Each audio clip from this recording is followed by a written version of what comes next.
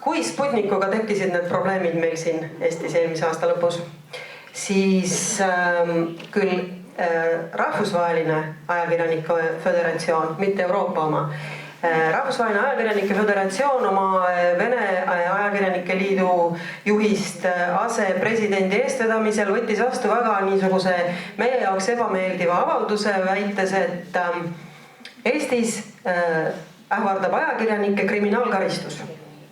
Ja mille peale meie võtsime vaevaks protestida, sest et pidades Sputnikut siiski mitte ajakirjanduseks ja siin on tehtud tööd mitte ajakirjanduslikuks tegevuseks.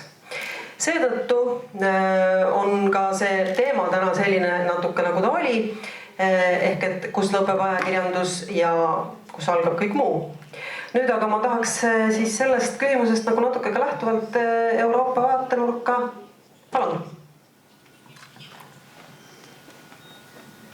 Thank you very much. Does it work? Yes. Okay. Thank you very much for this invitation for your event here today. It has been very interesting and great to follow all the speakers and the discussion, both during the morning. I'm sorry I came in a bit late due to the storm yesterday, but I think I got most of what has happened here during the day. And if I should just look at a few things. I think it would be easier to talk from the. Yeah, okay.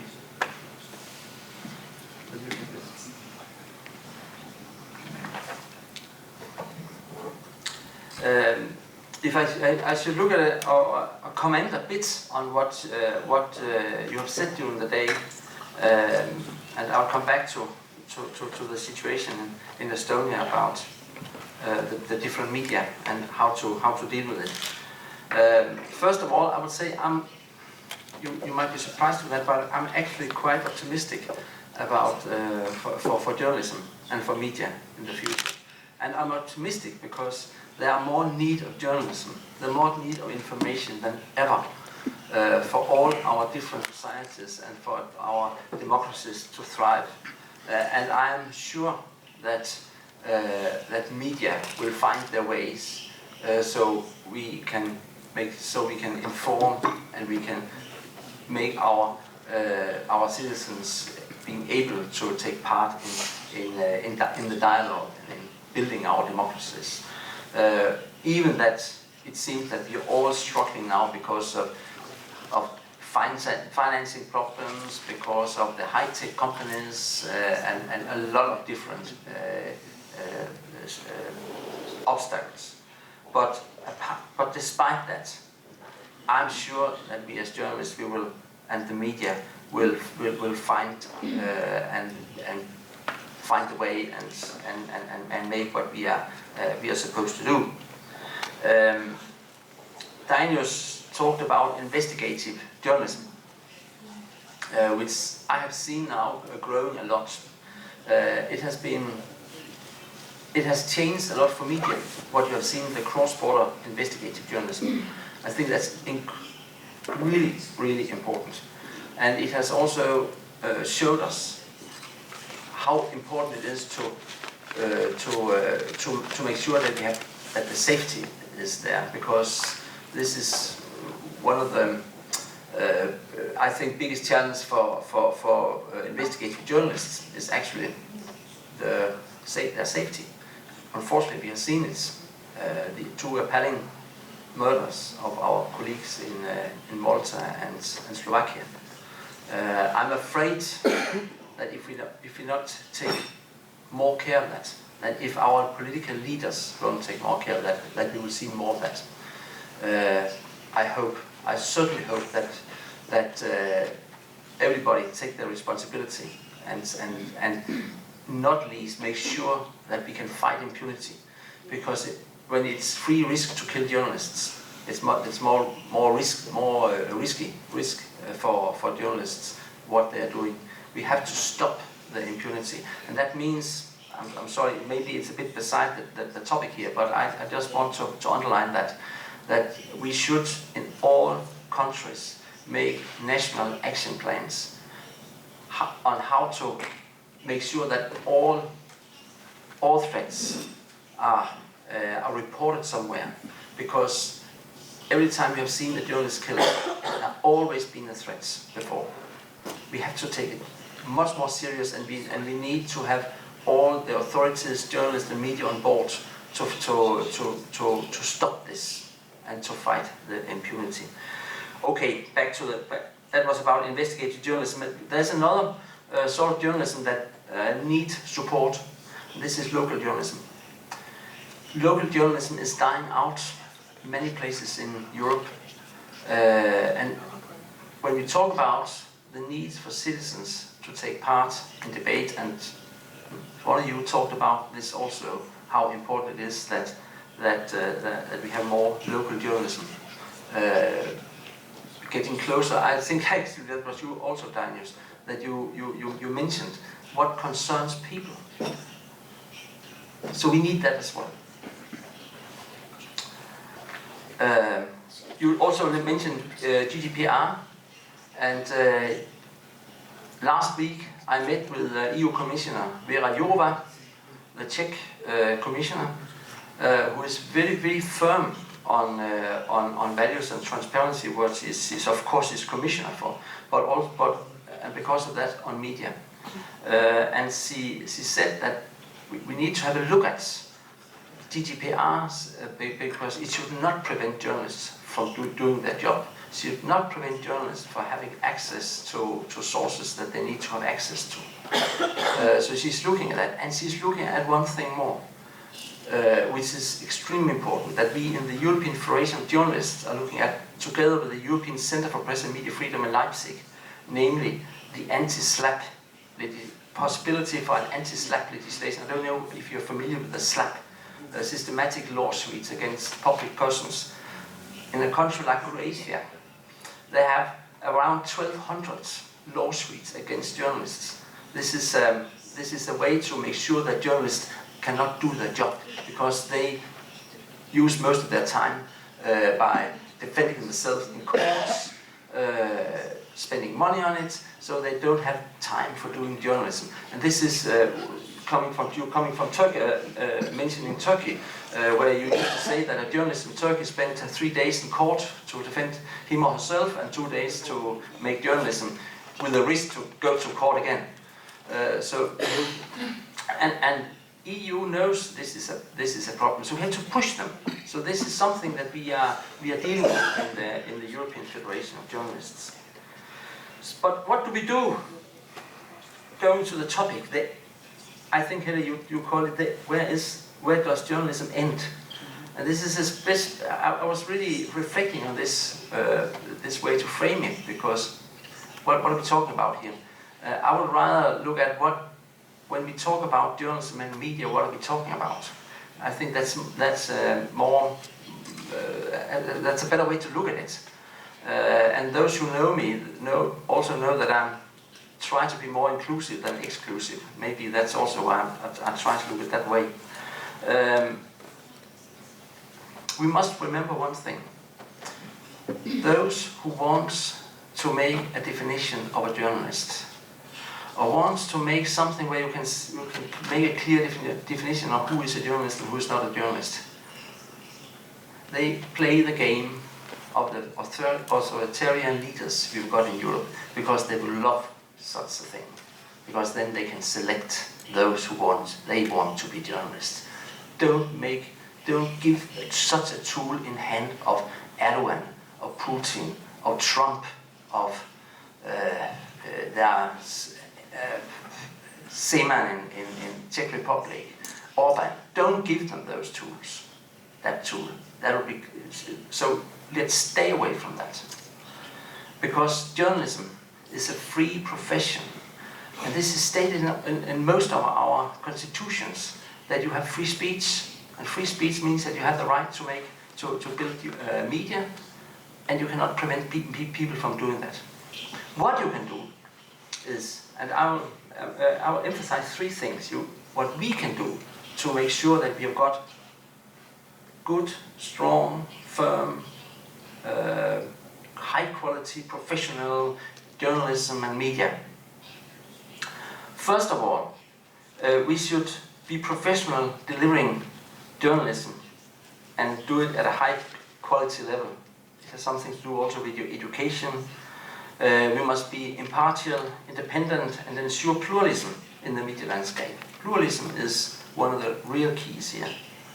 And when we talk about impartiality and independent media, don't let any politicians interfere in your newsroom. Nor let businessmen or those who owns media interfere in newsroom. There must always be a Chinese wall between those who pay and those who make the content. How can we measure professional journalism or high quality?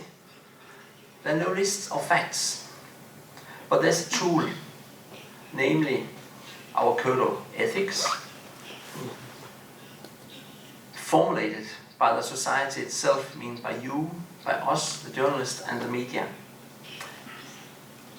Media and journalists following such standards and applying to the overall press council in the country is also a key. And therefore, the second thing I want to mention here is that I cannot stress enough how important self-regulatory bodies are for our independent media. At the journalistic academic level, we would learn about 3 different models of regulating media. We have got self-regulation on one hand and state regulation on the other hand. Then we have got something we call co-regulation in the middle, where you have some state legislation stating that you have a self-regulatory body, and they are a bit not only strange, but also something that we should be a bit concerned about. I'm saying that because I'm coming from a country, Denmark, where we have a co-regulating system for self-regulation. Our press council is co-regulated because it's regulated by law, but it is independent. And it only works because we have a society where we trust, a society built on trust, then it works. So it actually works, this co-regulation system, but I'm afraid that many places it can be a bit dangerous to have them.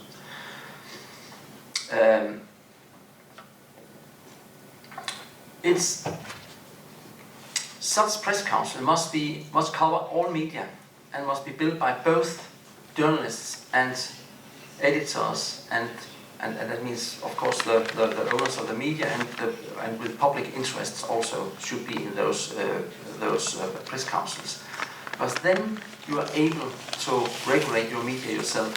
And once I made a training about press councils for a group of media stakeholders from Eastern Africa, one of them stressed, and I really found that as a very good way to stress it.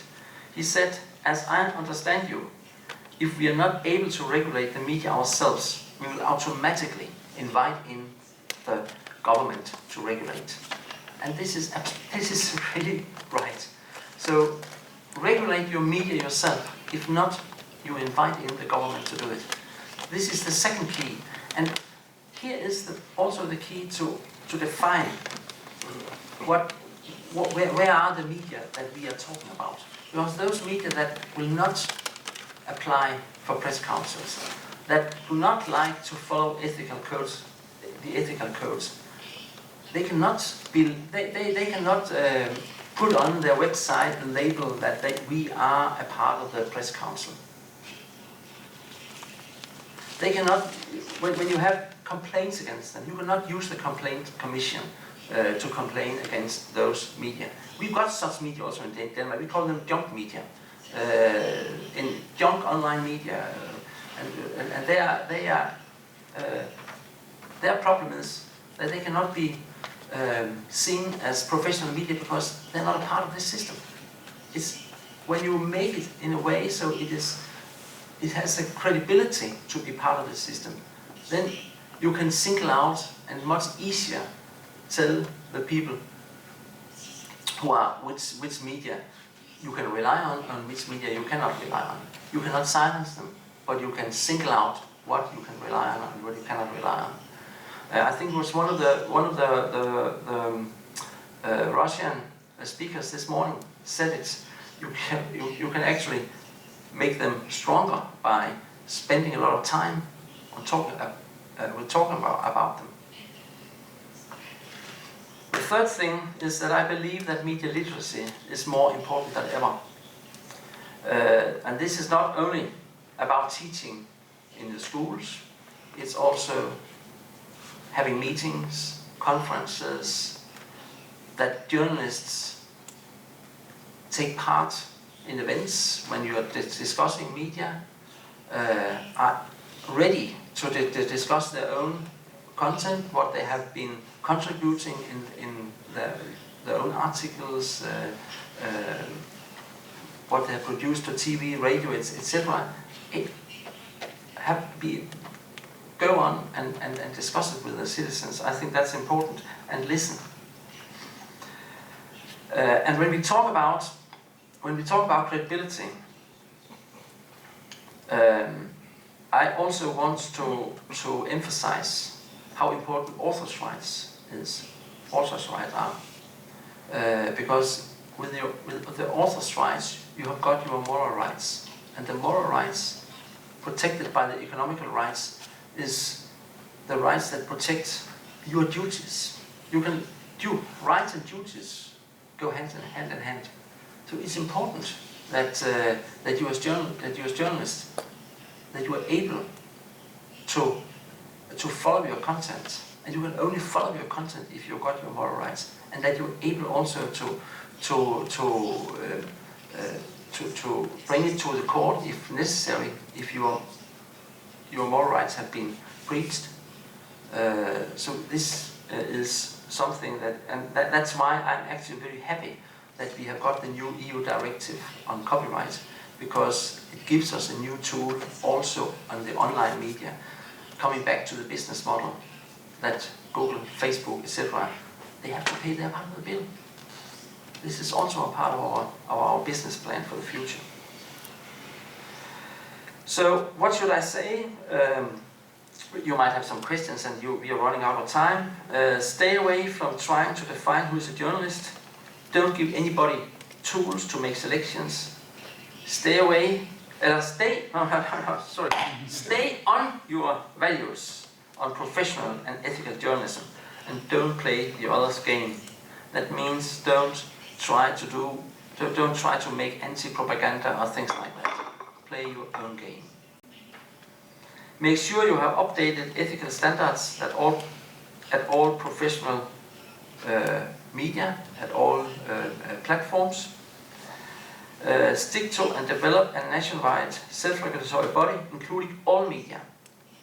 Those not included cannot be considered as independent and impartial media. And be involved in media literacy. Thank you.